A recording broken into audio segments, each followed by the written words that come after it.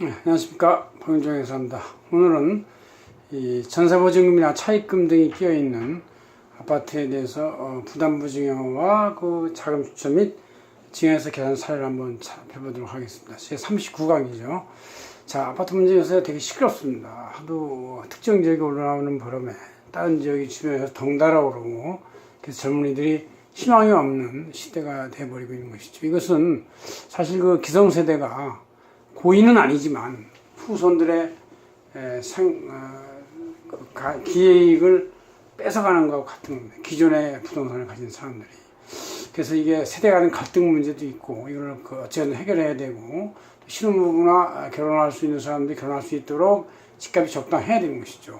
저희들이 결혼할 80년대 중반만 해도 연봉이 한 400~500만 원 정도 됐었어요. 그 당시 집이 한 3천만 원이니까 한 5~6년치를 모으면 그때도 집을 살 수가 있었는데, 지금은 연봉이 3~4천이라 할지라도 집값이 이제 10억이 넘고 그러니까 20년도 더 걸리고, 하나도 안 써도 30년도 걸리는 경우가 생깁니다. 이러니 누가 희망을 갖고 집을 살 수가 있고 생활할 수가 있겠습니까? 그래서 헬조선 뭐 이런 것도 나오고 그러는 것인데, 이런 일이 없도록 정부가 대책을 세워야 되고, 또한 갭 투자 문제가 있어요. 그래서 이자가 접토해질 위험이 있기 때문에 이것도 문제가 있다, 그런 생각을 할 수가 있습니다.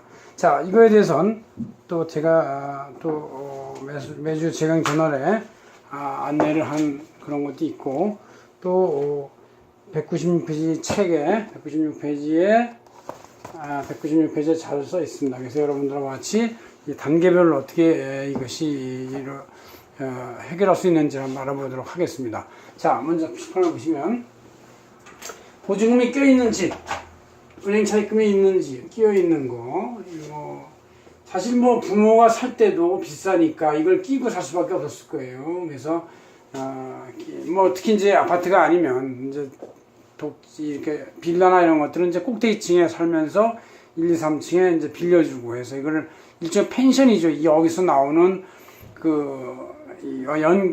월세로 자기가 연금같이 살아간다 해서 이제 펜션이 개념이 되는 것인데, 이렇게 끼어있는 그런 것이 많이 있죠. 그럴 때 이제 그거를 만약에 자기가 나이가 이제 70, 80대 돼서 부담부증여로 자녀한테 옮기고 싶다, 그럴 때는 이제 부모 명의에서 자녀 명의로 이전하는 거기 때문에 이 증여죠. 또 그래서 근데 여기서 이제 끼어있는 차입금이나 전세금 해당액은 바로 양도로 본다. 그 초과액, 그러니까 이 집 중에서 이 차입금이나 전세금이 껴있는 만큼은 양도세로 계산하는 것이고, 이 초과액 요것이 이제 증여다, 그런 얘기죠. 이렇게 증여가 되는 것이다. 그래서 아파트 한 채에 대한 양도세, 증여세가 이제 결국 안 분해되지는데, 어쨌든 어떤 그 재산에 대해서 두 개의 세금으로 안 분할한다는 것 자체가 일단 두 개, 양도세로 안 분하고 증여세로 안 분한다는 게, 어쨌든 이것도 다당계 중세로 올라가고 이것도 다당계 중세 따로 올라가기 때문에 둘 다 낮은 세를 한 번씩 더 향유할 수 있는 기회가 생기기 때문에 대단히 이것도 상당히 세금이 절세가 되는 것이죠. 예를 들어서 옛날에 부모가 살 때의 취득원가가 이제 1억짜리였는데 10년이 지난 현 시세는 5억이다. 현재 보증금 들어가 있는 것은 2.5억이라고 치면은 어떻게 계산하냐? 증여액은 무조건 현 시세에서 보증금 뺀 나머지 금액, 현 시세에서 보증금 뺀 나머지 금액 2억 5천이 증여가 되죠.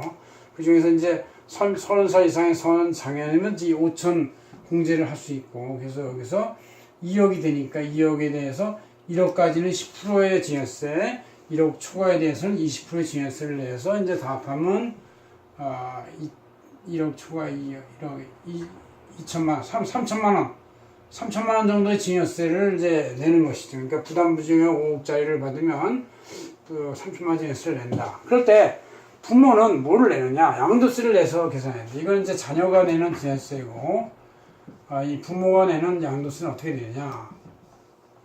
자, 일단 취득원가를 환산해야 돼. 2.5억원어치에 대해서. 그러려면 취득원가 환산하려면 그 양도가에 해당하는 보증금의 양도가 곱하기 이 자체 시가, 현재 시가가 5억이고 당시 원가가 1억이었으니까 1억을 분자로 놓으면은 이 보증금 환산액에 대한 보증금액에 대한 취득원가 환산액이 이제 이렇게 안분해서 5천만 원이 나옵니다.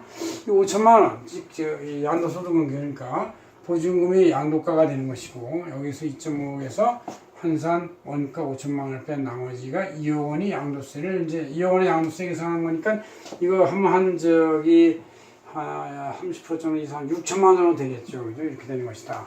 근데 이럴 때 우리가 이 부담금 증여를 받을 때 전세금이 아닌 은행 차입금일 수도 있어요. 그럴 때 이제 이 은행 차입금에 대한 부담금 증여는 좀 더 부담이 더 되는 부담인 게 이자가 나간다 이게.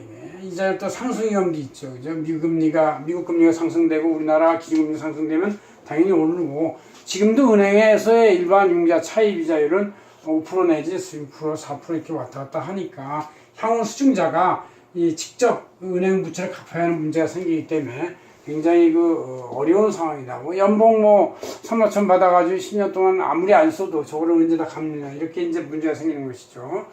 그래서 이제 이렇게 자금출처 입증이나 소득원칙이 부족한 경우는 이 차입금보다는 전세보증금이 더 낫다. 이것은 이제 이자가 나가는 게 아니니까 시간을 두고 해결하는 방법이 있다 이거죠. 게다가 이 전세보증금에서는 또 반전세라는 게 있어요. 반전세가 있어가지고 보증금에다 어느 정도 월세가 약간 들어오는 이자라면 이 월세로 이자를 갚아 나갈 수도 있기 때문에 이 차입금이 낀 이 부담금 증여보다는 보증금이 낀 특히 월세와 반전세 이렇게 되는 것이 낫다, 이렇게 볼 수가 있는 것이죠.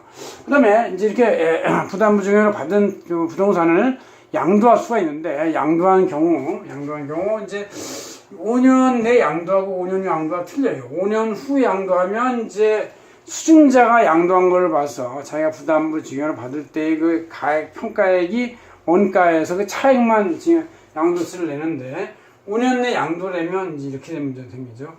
자, 부담금 증여를 받을 때 이제 보증금이 안 끼는 상태라고 치면 이 증여액은 이제 시가가 현재 5억이다.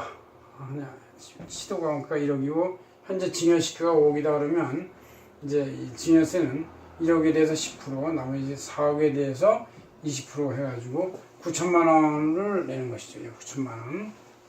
근데 이게 만약에 5년 내에 양도했다 할 때는 당초 취득원가의 아버지 입장에서 볼 때, 어머니 입장에서 1억에서 현재 시가 6억에 대한 이 차액, 즉 5억의 양도세를 본 거예요.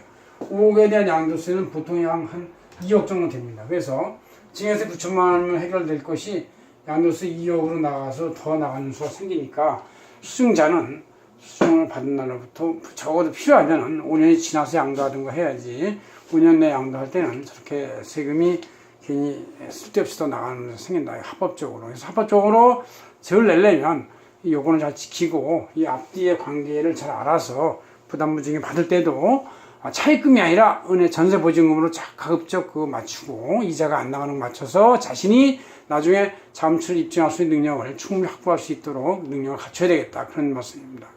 고맙습니다. 박윤정 회사였습니다.